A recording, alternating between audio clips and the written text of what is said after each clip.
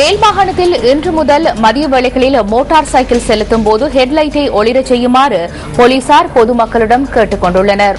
Motor சைக்கிள்கள் ஹெட்லைட்டை ஒளிரச் செய்தவாறு மதிய வேளைகளில் பயணிப்பது குறைந்துள்ளதன் காரணமாக இந்த நடவடிக்கை எடுக்கப்பட்டதாக போலீஸ் ஊடக பேச்சாளரும் சிரேஷ்ட போலீஸ் அத்தியட்சருமான அஜித் ரோகன தெரிவித்துள்ளார். மதிய வேளையில் ஹெட்லைட்டை ஒளிரச் செய்வதால் விபத்துகளை தவிர்த்துக் கொள்ள முடியும் என்று ஆய்வுகளில் கண்டறியப்பட்டுள்ளதாக போலீஸ் ஊடக பேச்சாளர் குறிப்பிட்டுள்ளார். பரட்சாத்தமாக முன்னெடுக்கப்படும் இந்த நடவடிக்கை வெற்றியளித்தால் அதனை சட்டமாக்கி நாடு முழுவதும் முன்னெடுக்க எண்ணியுள்ளதாகவும் அவர் தெரிவித்துள்ளார். இதேவேளை சமிஞ்சை கட்டமைப்புகளுக்கு அருகில் முச்சந்திகளிலும் வாகனங்களில் பயணிக்கும் போது வீதிச் சட்டங்களை மீறுகின்றவர்கள் தொடர்பில் கடும் சட்ட நடவடிக்கை எடுக்கப்படும் என்று போலீஸ் ஊடக பேச்சாளர் தெரிவித்துள்ளார்.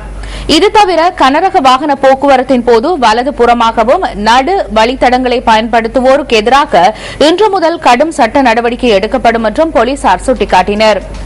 வாகன போக்குவரத்து சட்டத்தின் பிரகாரம் கனரக வாகனங்கள் வலதுபுறம் மற்றும் நடுவழி தடங்களை பயன்படுத்துவது தடை செய்யப்பட்டுள்ளதாக போலீஸ் தலைமையகம் வெளியிட்டுள்ள அறிக்கையில் குறிப்பிடப்பட்டுள்ளது.